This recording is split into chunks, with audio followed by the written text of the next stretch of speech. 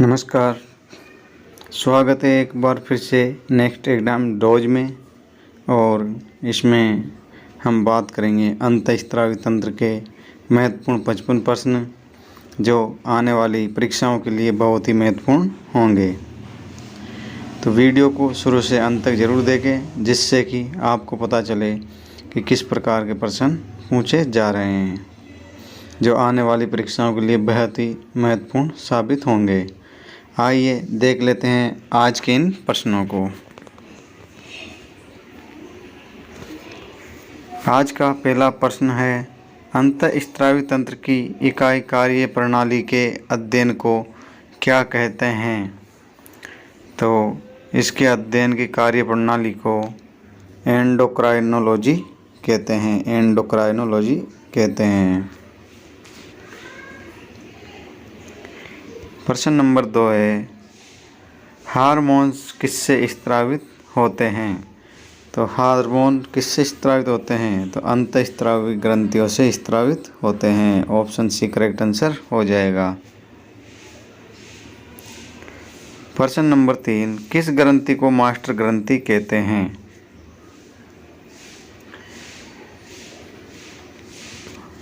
Option D correct answer हो जाएगा। पीयूष ग्रंथि को मास्टर ग्रंथि कहते हैं। प्रश्न नंबर 4, पीयूष ग्रंथि कहाँ पर स्थित होती है? तो पीयूष ग्रंथि कहाँ स्थित होती है? तो ऑप्शन बी मस्तिष्क में। ऑप्शन बी इसका करेक्ट आंसर हो जाएगा। प्रश्न नंबर 5 है, पीयूष ग्रंथि की आकृति होती है। तो पीयूष ग्रंथि की आकृति कैसी होती है? तो मटर के दाने के समान। पीयूष ग्रंथि की आकृति मटर के दाने के समान होती है। प्रश्न नंबर 6, समान निम्न में से किस हार्मोन की कमी के कारण उदक में रोग हो जाता है? तो वेसोप्रिन हार्मोन की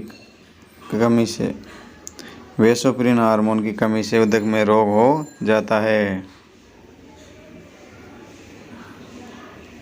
प्रश्न नंबर 7, वेसोप्रिन हार्मोन अन्य किस नाम से जाना जाता है? तो वेसोप्रिन हार्मोन को अन्य किस नाम से जाना जाता है? मूत्ररोधी हार्मोन के नाम से जाना जाता है। ऑप्शन ए करेक्ट आंसर हो जाएगा। प्रश्न नंबर 8, वेसोप्रिन या एडीएच किस ग्रंथि से स्रावित होता है?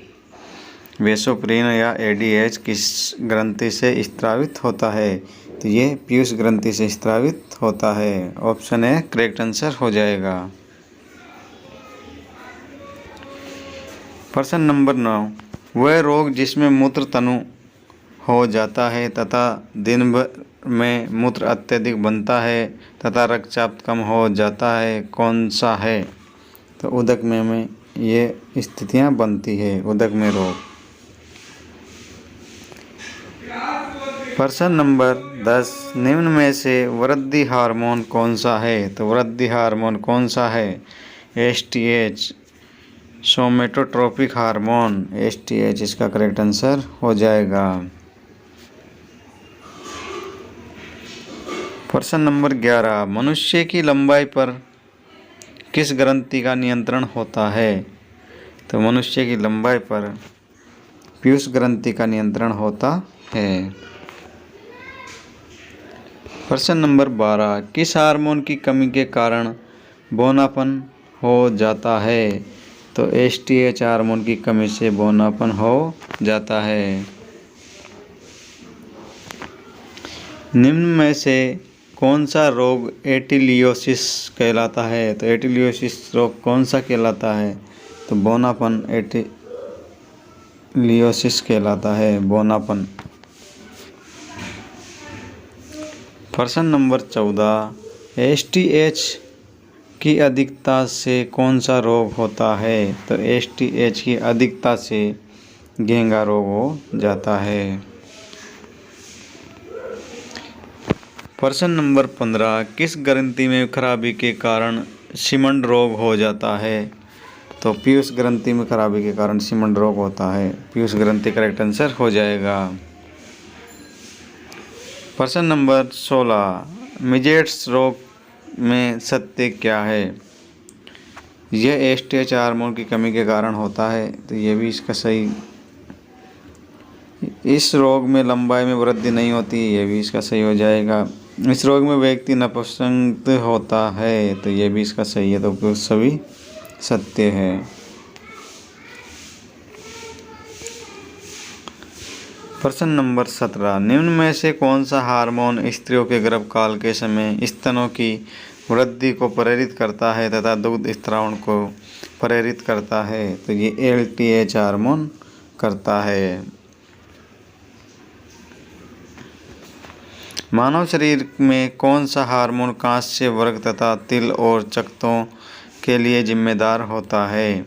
तो एमएसएच हार्मोन इसके लिए जिम्मेदार होता है। प्रश्न नंबर 19, एमएसएच का उत्पादन किस ग्रंथि द्वारा होता है? तो इसका उत्पादन पीयूष ग्रंथि के द्वारा होता है। प्रश्न नंबर 20, निम्न में से सबसे बड़ी अंतःस्रावी ग्रंथि कौन सी है? तो सबसे बड़ी अंतःस्रावी ग्रंथि थायराइड ग्रंथि होती है। प्रश्न नंबर 21, थायराइड ग्रंथि की आकृति किस प्रकार की होती है? तो थायराइड ग्रंथि की आकृति एच प्रकार की एच आकृति होती है। प्रश्न नंबर 22, भ्रूणावस्था में थायरोक्सिन की कमी होने पर कौन सा रोग होता है? तो थायरोक्सिन की कमी होने पर कौन सा रोग होता है? तो जड़ मानवता रोग हो जाता है। प्रश्न नंबर 23, मिक्सिडीमा रोग का संबंध किस ग्रंथि से है? मिक्सिडीमा रोग का संबंध किस ग्रंथि से है? तो मिक्सिडीमा रोग का संबंध थायराइड ग्रंथि से है। प्रश्न नंबर 24, निम्न में से थायरोक्सिन के अल्प स्राव में कौन सा रोग होगा? तो अल्प स्राव में तो जड़ मानवता, मिक्सिडीमा और हाथी मोटा, ये सभी रोग होते हैं। ऑप्शन डी करेक्ट आंसर हो जाएगा। पैराथायराइड ग्रंथि कितनी होती है? तो पैराथायराइड ग्रंथियाँ कितनी होती है? तो 4 ग्रंथियाँ होती है।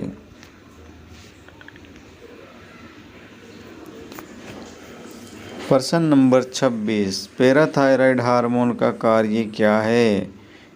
तो रक्त कैल्शियम की आदर्श मात्रा बनाए रखना, ये भी इसका कार्य है। हाथ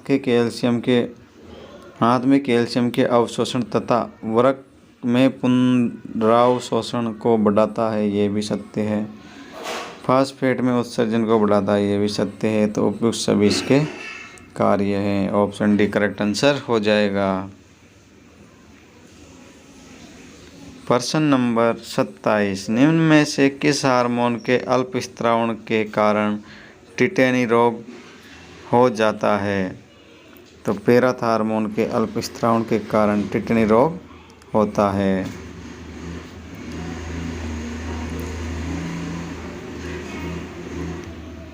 प्रश्न नंबर 28, पैराथ हार्मोन केंद्र अति स्रावण से कौन सा रोग होता है? तो ऑस्टियोपोरोसिस रोग होता है। प्रश्न नंबर 29, एड्रिनल ग्रंथि कहाँ पर स्थित होती है? तो एड्रिनल ग्रंथि कहाँ स्थित होती है? तो एड्रिनल ग्रंथि की बात करें तो वृक्क पर स्थित होती है। प्रश्न नंबर 30, निम्न में से कौन सा हार्मोन 3F यानी फाइट कहलाता है? 3 फाइट कहलाता है। तो एड्रीनेलिन कहलाता है, एड्रीनेलिन हार्मोन कहलाता है। प्रश्न नंबर 31, एड्रेनलिन हार्मोन अन्य किस नाम से जाना जाता है? तो एड्रेनलिन हार्मोन को एपिनेफ्रिन के नाम से भी जाना जाता है, 3-APA और 4S के नाम से भी जाना जाता है और संकटकालीन हार्मोन के नाम से भी इसको जाना जाता है। तो सभी नामों से इसको जाना जाता है। ऑप्शन डी करेक्ट आंसर हो जाएगा। प्रश्न नंबर 32, संकटावस्था में किस हार्मोन के स्त्रावण के कारण रक्त दाब बढ़ जाता है और पुतलियाँ फैल जाती है, रोम खड़े हो जाते हैं, मुंह सूखने लगता है? तो एड्रेनलिन इसका करेक्ट आंसर हो जाएगा।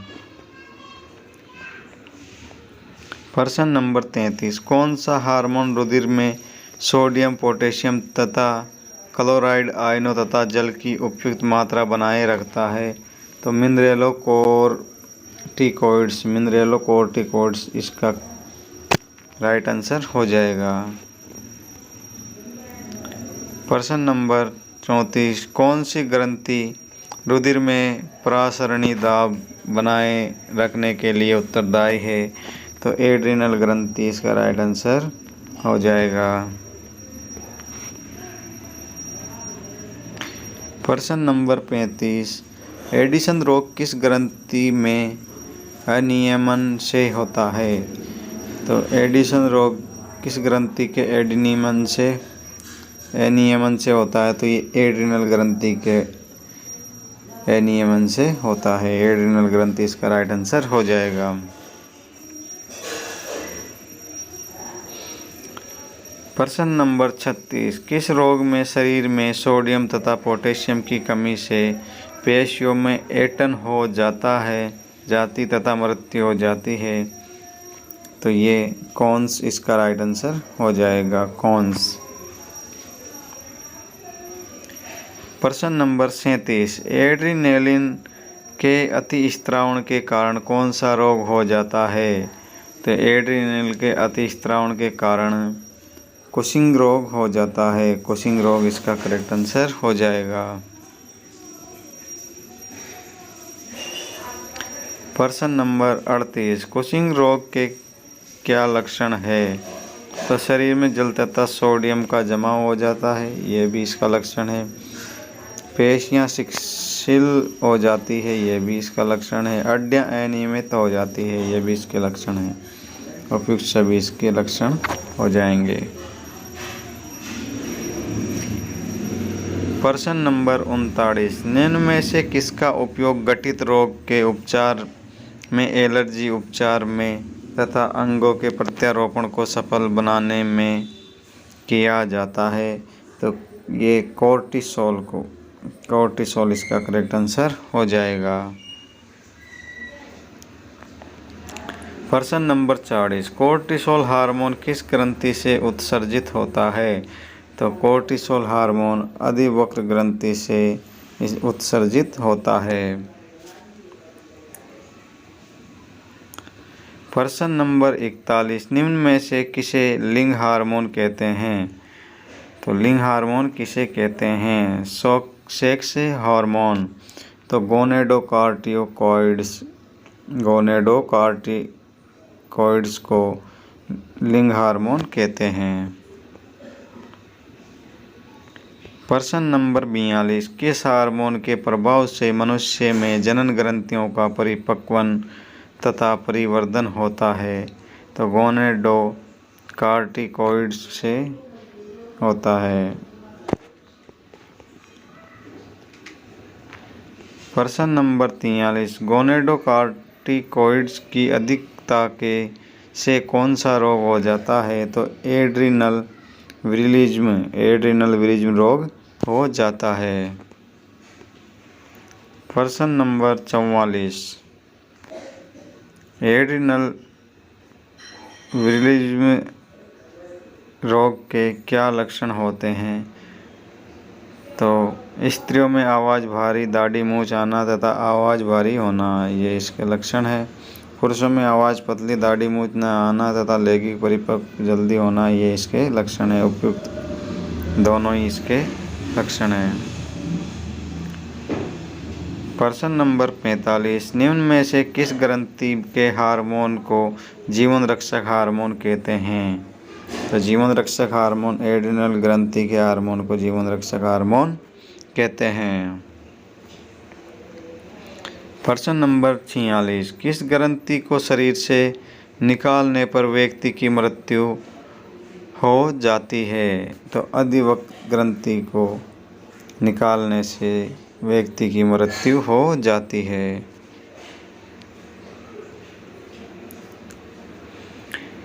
प्रश्न नंबर 47, वह हार्मोन जो प्रतिरक्षी बनाने के लिए उत्तरदायी होता है, प्रतिरक्षी बनाने के लिए उत्तरदायी होता है, कौन सा हार्मोन है? तो थाइमोसिन हार्मोन इसका करेक्ट आंसर हो जाएगा।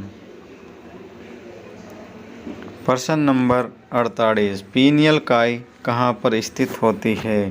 तो पीनियल काई मस्तिष्क में स्थित होती है।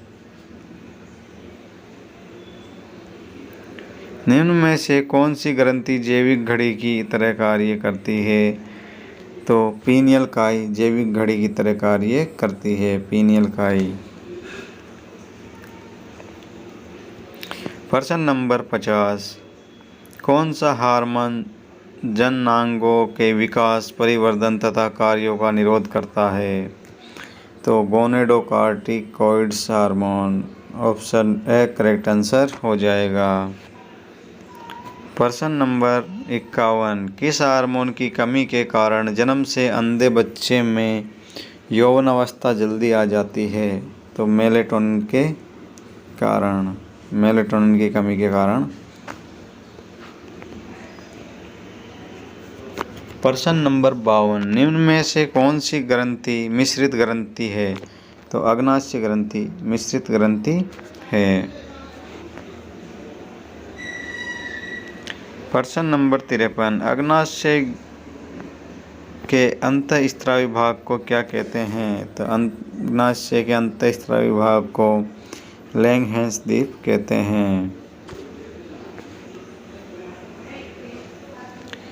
प्रश्न नंबर 54, निम्न में से कौन सा हार्मोन लैंगरहंस द्वीप से स्रावित होता है? तो इंसुलिन भी होता है, सोमेस्टोस्टेनिन भी होता है और ग्लूकेगोन भी होता है। उपयुक्त सभी इसका करेक्ट आंसर हो जाएगा। आज का अंतिम क्वेश्चन नंबर 55, इंसुलिन हार्मोन का कार्य क्या है? तो इंसुलिन हार्मोन का कार्य क्या है? ग्लूकोज के लिए पारगम्यता बढ़ाना इसका कार्य है, आधार उपापचय दर बढ़ाना भी इसका कार्य है, ग्लूकोज से ग्लाइकोजन का निर्माण करना इसका कार्य है। उपयुक्त सभी इसके कार्य हो जाएंगे। वीडियो अच्छी लगे तो चैनल को सब्सक्राइब करें, वीडियो को लाइक करें और अधिक से अधिक शेयर ज़रूर करें। धन्यवाद।